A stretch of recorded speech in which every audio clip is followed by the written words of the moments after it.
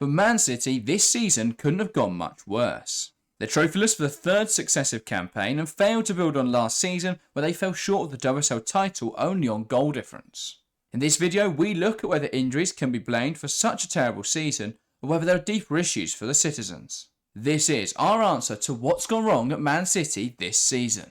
Alright, let's talk about it. Manchester City's season has gone far from planned. They're out now of all of the cup competitions, quarterfinals in the Champions League, semi-finals in the FA Cup and finalists in the League Cup. But they're out of all of those now, sat 4th in the league, and with Champions League looking unlikely, Harry, the season looks like an unmitigated failure for Man City. Yeah, it's been a really, really tough campaign for City. I think that on and off the pitch, to be fair. And as you say, they're all out of all the cups now. They've not got really anything to play for, and the finishing the top three looks to be very, very far off. So it has been a very disappointing campaign, especially after the achievements of, well, not the achievements of last season, but the progress they made last season. You thought they might take momentum into this campaign, and they kind of did the opposite. It's got worse. They've had so many struggles across the board, and it feels like a massive missed opportunity and a shame from a Man City point of view.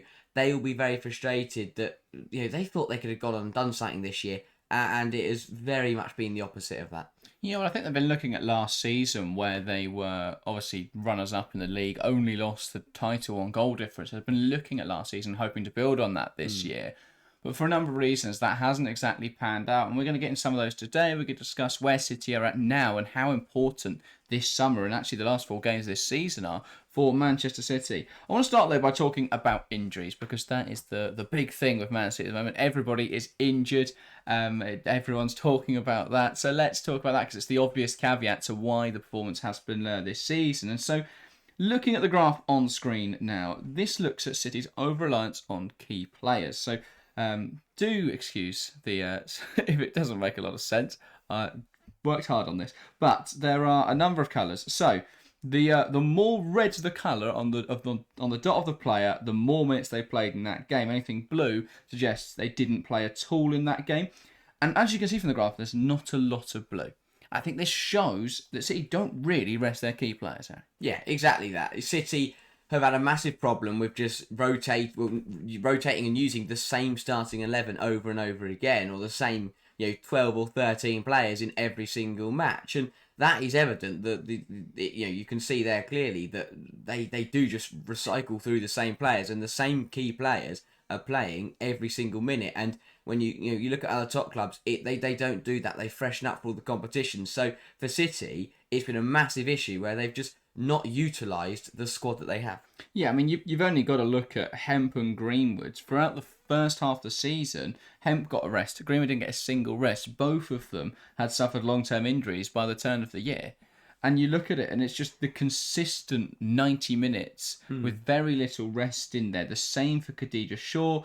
She's been hampered by injury all season. And even when she comes back, you look at the period ahead of those Chelsea games where she's back from injury. She kept getting injured. She's back from injury for a few games where she plays 45, 30 minutes, and then 2 consecutive 90s, and then suddenly she's injured after the Women's League Cup final. And I know they're important games, but this has been a continuous problem for Man City all year.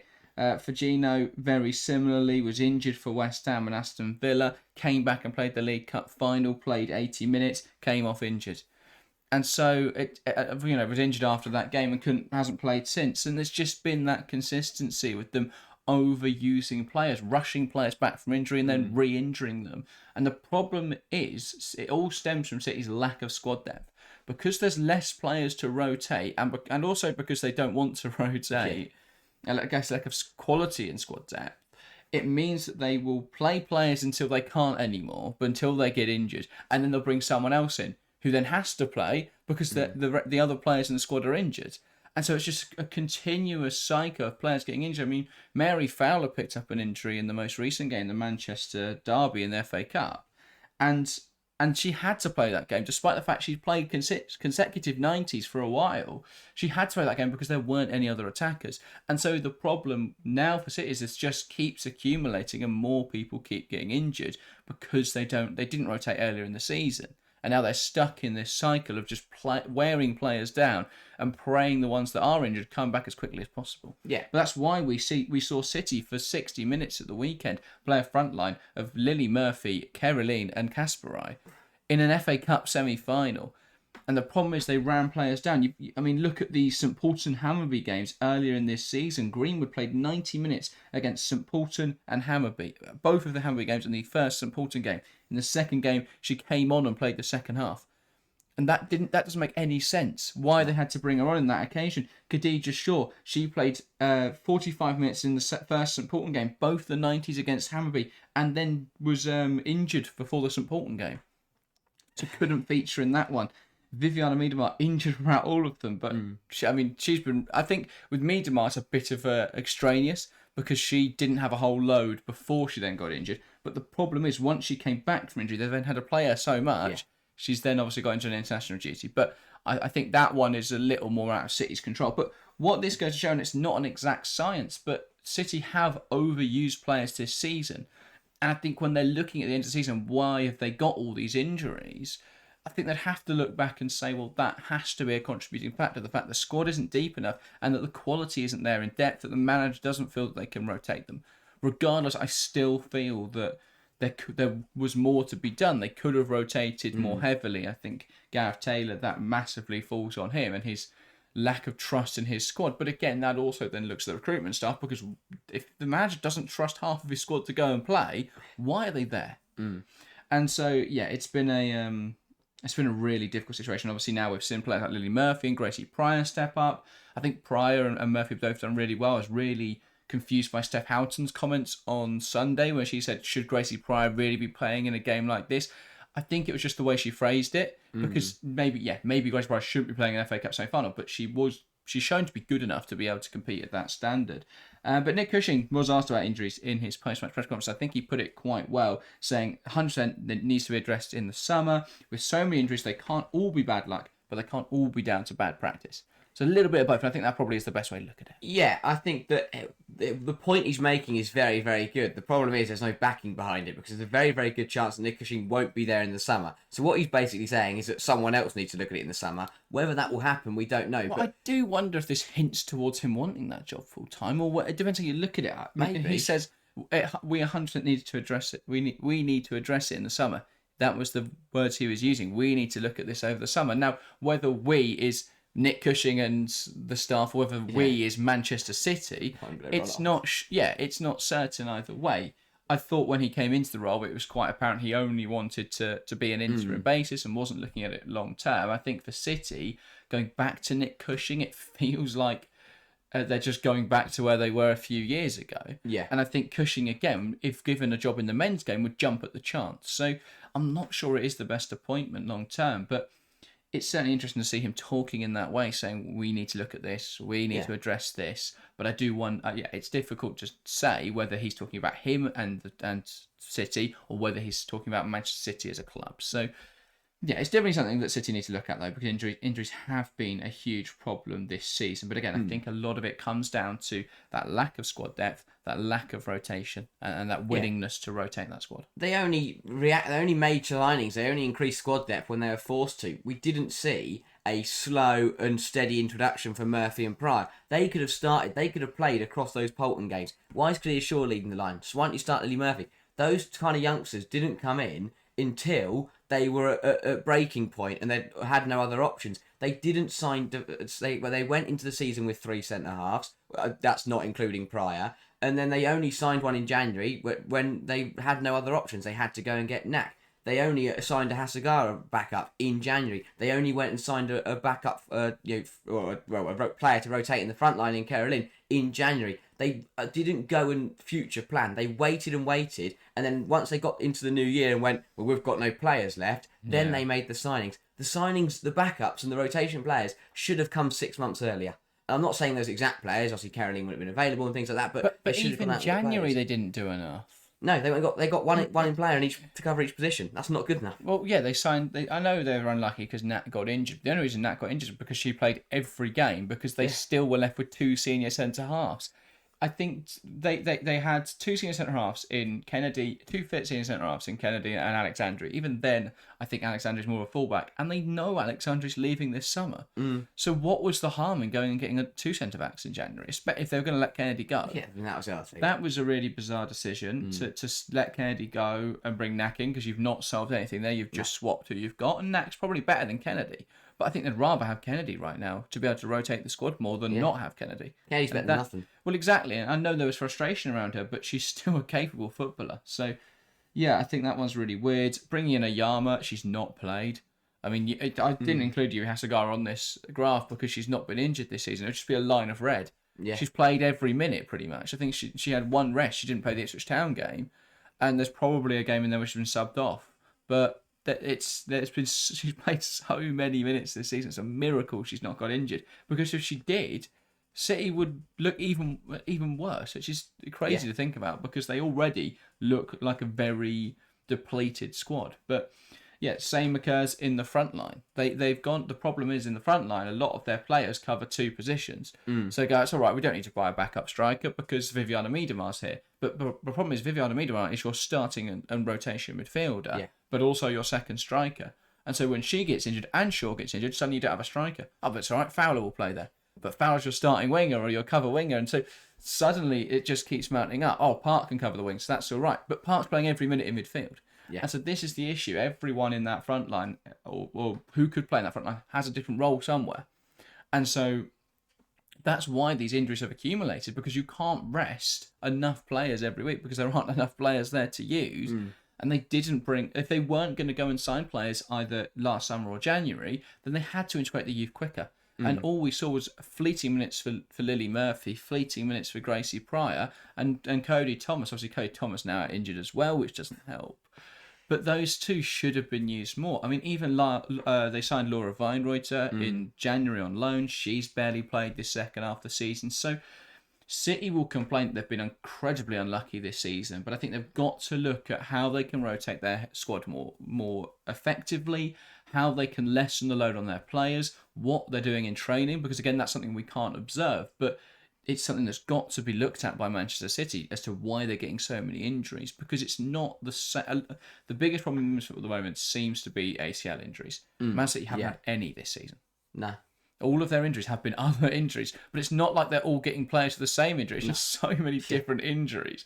So what is going on at Man City? It's something that needs to be addressed, but I think just looking at it simply, they have overused players this season. Yeah. And so I think in that regard, they do need to take a little bit of fault on, I think, a lot on Gareth Taylor, because he refused to rotate the squad earlier in the season. Well, I think the best example, speaking of Gareth Taylor and overusing players, I think is Firmino. Because what happened there was they created two problems. Was that his consistent use of Firmino not only led to Firmino getting injured, but it led to annoying Chloe Kelly so much that she then left the club. So not only did they lose another option, but then they also lost to Firmino to injury. I think the Kelly situation's complex. I think the problem was more with Fowler with Kelly, because I think it's quite apparent at the start of the season Fowler was going to be a starter. Firmino played rotation minutes until about Aston Villa, Crystal Palace time. Then she played 7-8 games in a row where she played a full 90 minutes, or above 75 minutes. There's a 75 minutes in there. So, but the problem is that was due to necessity, because in that run, Hemp got injured, Shaw got injured, Viviana Miedemar got injured, and so suddenly there's less players everywhere, and it made it very difficult. Yeah, I just think that's the problem. As you say, Fowler was nominated that starter, but starter shouldn't mean they play every single game. They start every single game. They play the majority of minutes. I think the Kelly one's really difficult to talk about, because yes, Kelly probably should have played more minutes in the first half of the season. I think the reason she didn't was because they were trying to... I mean, she clearly fell out with Taylor, and I think the problem is they let that get personal. Again, it's only speculation, but the way I think it went down is that Taylor has said to Kelly, Fowler is going to be the start of the season, you will be rotation. She wasn't happy with that, with Euro 2025 coming up, and obviously with the contract ending at the end of this season, City were at an impasse, and so Taylor decided to bench her. Now, putting that to one side, because yes, she should have been involved in the squad and there should have been more rotation there, but I think that's a separate issue. But once you get to January, they knew what issues there were in the squad. They knew how many injuries they had, and they didn't effectively address that. They knew Hemp wasn't going to be back until April. Yeah. And yet they didn't sign. They signed Caroline, but that replaced outgoing Kelly. So it doesn't really rotate the minutes enough. Yeah, it's really schoolboy at the top and not just from at the top, but again, as you say, more problems with Gareth Taylor because again, you get to January and sure, if I was Gareth Taylor, I don't think Taylor's. I think that's Taylor's call. I think he would have been wanting more budget. but like with the from Kelly, for example, I'd be promising her that she's going to start. If I had a squad that was in such a poor position, I'd be going to all my backup players and saying, I need you right now. Yeah, but that didn't happen. Again, I do think though that Kelly is an extraneous variable because because that break down the relationship. Yeah, but they got that one wrong. And again, it was another poor showing of management, and overall it was another window that showed again off the pitch City getting it wrong. And that was the factor in the first 6 months of the season is they got it completely wrong. From Taylor, from the backroom stuff, from across that board, they got it wrong. I think they did last summer. Yeah. They came into this season hoping to build on the successes of last year, and I know they signed Viviana Miedemar on a free, and that was a good addition. But it wasn't. They didn't make huge revolutionary signings. They signed Yamashita, Riza Shimizu, and they signed Viviana Miedemar, which is a good window. But when you consider that Chelsea signed Lucy Bronze, which is a huge coup for them, amongst others. I mean, like Sunday Baltimore, it's a really good window for Chelsea. When Arsenal signed Mariona Caldente and Rosa Kafaji, and they're building their squad, I think both of those took on huge leaps and bounds. That's why they're in the Champions League semi-finals, because they both used that pull of Champions League football. They both invested well.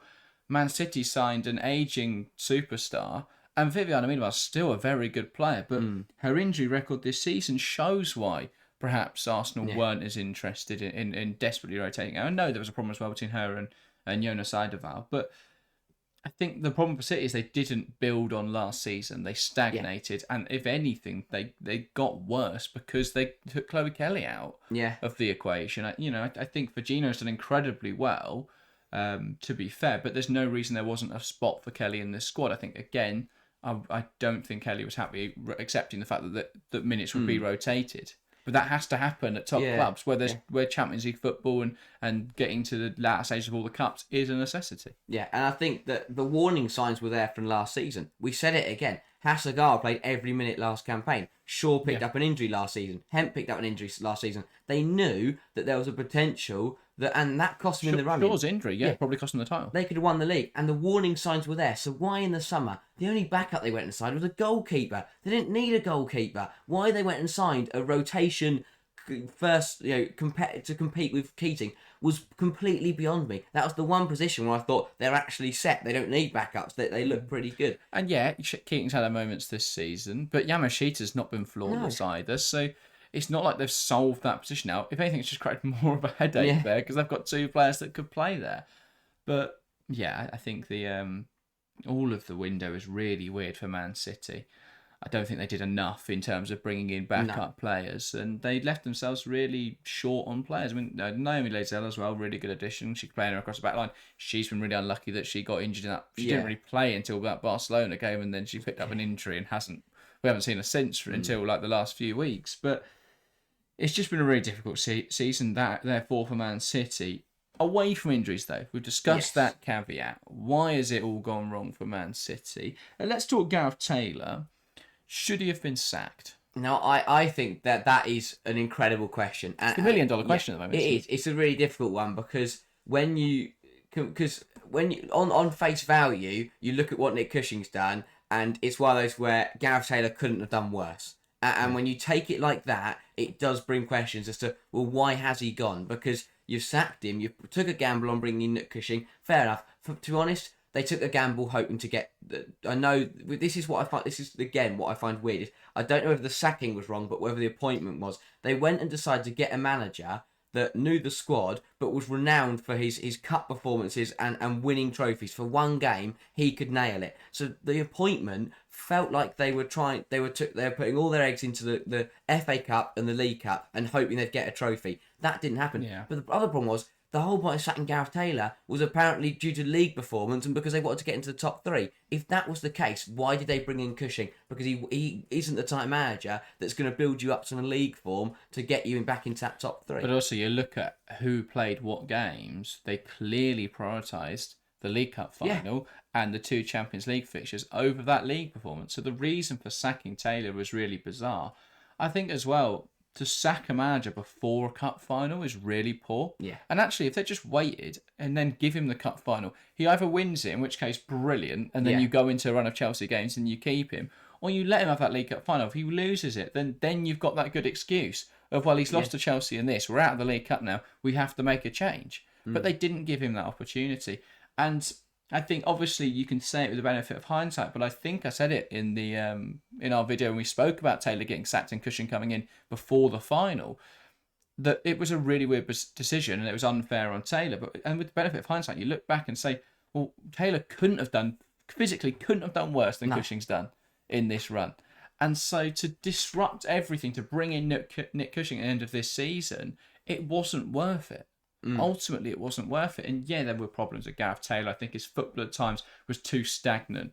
I think his player management has been really appalling over the years at times. I think he's too reactive with substitutions, not proactive enough. There were problems with Gareth Taylor, but I don't think they were severe enough to justify him being sacked in such a blasé manner. I think he deserved at least the League Cup final. He'd got them in a position where they were in the League Cup final, the FA Cup semi-finals, and Champions League quarterfinals.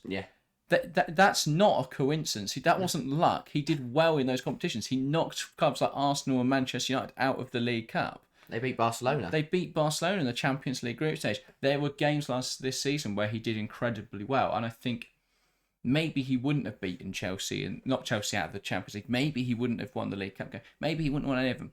But maybe he would have, and that's the problem, isn't it? That's the difficult thing. You can't say for certain he would have done better than Nick Cushing, but he certainly couldn't have done worse. Yeah, and I think when you look at the games that Cushing won, they beat Chelsea in the first leg of the Champions League, which meant absolutely nothing because they got one that no one cared about. Yeah, because they got blown away at Stamford Bridge. And again, if you give Gareth Taylor a side leading 2-0 in a second leg, do his side go out there and concede 3 goals in 40 minutes and throw the tie away? I think Chelsea may have still got over that. I mean, Chelsea might have beaten anyone on that day, the way they were playing. Exactly, but I don't think it would have all happened before half time. Yeah, it'd taken a bit longer. Again, the other games he's won, they beat Brighton, one of the only sides to beat Brighton at home, but again, that was not a convincing game. Brighton probably should have won that, only 2-1, very slim game. And then again, the Manchester derby was pathetic, really, but again... There are so many extraneous variables to that, because United are probably the second best side in the league this season, maybe third best, depending on whether you're an Arsenal fan or not.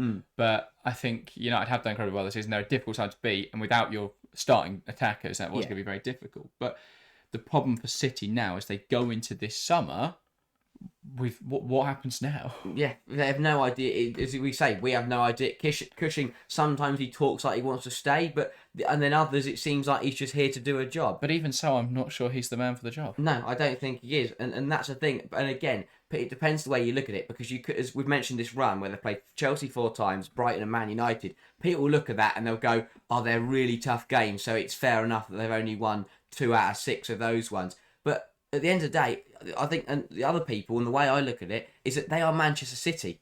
Yes, they are tough games, but they are also a tough opposition. They should be doing better than they have been. So I do, and as you say, it now leaves everything up in the air. The season's a bit of dead rubber, because the chance of them getting into the top 3 is very, very slim. The way that United, Arsenal and Chelsea are playing, I don't see City catching them. I don't even see City winning all of their remaining games. So I just think this season they're going to end up finishing 4th, coming out of it with nothing, and the summer and next season is a complete unknown. When you need to be rebuilding and when you need to be trying to turn over what has been a horrendous campaign, and you have no idea who your manager's going to be, you have no idea who's still going to be there. You've only got 2 senior centre halves fit. Well, not at the moment, but you've got 3 senior centre-halves in the whole squad, plus Gracie Pryor, and you know one of them's leaving at the end of her contract, most likely, to go off to Barcelona. Yeah. So already you're sitting there going, right, well, we've already lost 2 or 3 players, we haven't got a manager, so what are we going to do? They've got to work that out very, very quickly, and I think they've got to use these last 3 games to work out. I mean, even the manager's not there, but work out the squad. And in terms of the manager, we've already spoke about it. We spoke about it at the start of the season. We spoke about it when they sacked Taylor, and it's the same now. The manager market isn't very busy right now, and that is a massive problem when a top side need a top coach, because there aren't many available right now. Yeah, and I feel that City are in a really weird position because they've got a core of players who should be winning competitions Yeah, right now, but their recruitment's all geared towards 5 years' time. And the yeah. problem is, I think Khadija Shaw should be looking at other options this summer Mm. because are City going to be in a position to win something next season when they are? I think at the moment they're behind Chelsea, City, they're behind Chelsea, Arsenal, and United. Yeah, All of those, none of those are sacking their managers. As no. much as United fans might hate Mark Skinner for whatever reason, um, he's not going anywhere. They're No. all settled, and they're all going to have Champions League football, and they're all going to improve their squads over the summer. Mm. So are City in a position where realistically they're going to leapfrog all of them? I don't see who they appoint that's going to leap to do that. No. And so I think everything for City at the moment is geared towards the next couple of years. You know, the players like Lauren Hemp are only 24, so they can afford to wait a few years. But the problem is you've got Hasegawa, who's 28. You've got Khadija Shaw, who's 28. You've got Alex Greenwood, who is 31 now. Oh. Uwahabi, 32. They're players who need to be winning stuff now. They're in their prime now. Yeah. So they've got to be in teams that are winning trophies. So I wouldn't be surprised. I mean, I think Greenwood is going to stay. She's City through and through at this point. But if someone like Khadija Shaw was looking elsewhere, I wouldn't be surprised. Yeah. And there will be suitors. Oh, I imagine across America. Yeah. I imagine Barcelona would be interested if it became an option. I think Michelle Kang will sign her for someone, whether that is London City Lionesses or Lyon, we don't know. But there's always going to be interest. I think if she came on the market, Chelsea would have a look. Yeah, that's the thing. At the end of the day, Khadija Shaw has won, we looked at it the other day, has won numerous individual awards. She's won one trophy at Man City. She is better than that. How is this, that, and that is the problem. They've got too many players in this squad who have the ability and are putting up the numbers where they should be winning trophy upon trophy each season. They should be winning trebles. They should be winning doubles. They should be consistently bringing home silverware. Khadija Shaw's been at City for years and has won, was it a League Cup, wasn't it? And that is it. And well, City in general have won 5 trophies since 2016. And that's just not enough. They're not winning anything this season now, so that'll be a decade. That's shocking. 5 trophies in it. That is shocking And only one of those. No, sorry, they haven't won a single WSL. 2016 was the last time they won WSL. Yeah. If you count the 2016 season, there's a few more because they had a very good campaign that year. But since that WSL win, the 10 years since, they've won 5 trophies. Obviously, they've not won a WSL in that time. They've won 2 League Cups and 2 FA Cups. It would have been worse if they hadn't competed, because what their problem is they've competed and still not come away with anything. Yeah. And that is worse, because if say they finished 5th and they had a torrid year, then you'd sit here and go, right, they had a terrible year, but then they'll rebuild next year. But the fact that season on season they've been right up there and they've still not managed to bring home barely anything, it's just not good enough for a top club. And as you say, they've got 3 sides who are ahead of them at the moment. Liverpool got to the same stage of the semi-final of the FA Cup, and they've got to be careful, City, because if they have another poor summer, then they could find themselves. And that's the problem, isn't it? Because this summer's really important for them, but they don't have the allure of Champions League football. No. And if the backing isn't there from the board, which it hasn't been the last few years, I think they're in a really difficult position now, Manchester City. I think they're slipping behind Arsenal, United and Chelsea. Now, they might do what United have done this season, in that they've been able to utilise the best talents in the WSL. So you look at what United did last summer. They signed Elizabeth Turland and they signed Celine Vise. Yeah. And by taking the best other players in WSL, they've put themselves forward. And the fact they've not had Champions League football, while City have, I think, is hugely benefited United. They've barely had a long-term injury. I think Toon was the only one this season that's been over 2 months. So United have, and obviously, well, like players like Hannah Blundell, it's not an injury though. Players, things like that have obviously have happened, but they've not had many long-term injuries this season. So City have to look at what United did last season and think about how they can replicate that. I mean, if they went and signed someone like Olivia Smith, that's a game-changing signing. But I don't know if wingers are the one thing they probably don't need, but they do need backups. Yeah. It's really difficult to sign players that are going to want that when there's no Champions League football and there's not a lot of minutes to go around. Well, I think as much as I think that the no UCL will impact their pool, as you saying who they can sign, I think Man City going back to having to play, the majority of their weeks will only be 1 game a week, which will be absolutely massive for them because. But again, though, they won't rest. And this is the problem. Well, they might. Obviously, I can't see into the future, but based on what we've seen in the last couple of seasons, they could have 1 game every week. But that would go, and then that point they just go, okay, we'll just keep playing the same players. Well, that's the thing. You look at this. If you take their current squad now, I mean, they're going to have to sign someone to replace Leo Alexandri. Yes. But other than that, I think if you take their current squad now, they'll be fine to do another WSL. They could run the same squad next year in the WSL, and the fact they don't have UWSL, they might just be able to get through it fine, like they did in their in last season when they finished second in the league.